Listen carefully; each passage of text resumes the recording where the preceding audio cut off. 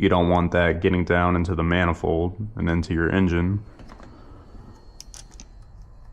You can see there's a crack in this old gasket. So there's one gasket.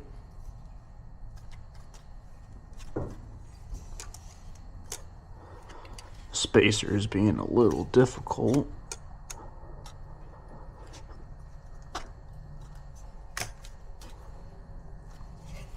A lot of difficult.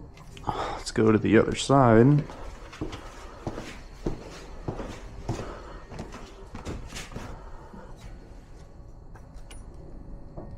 Damn.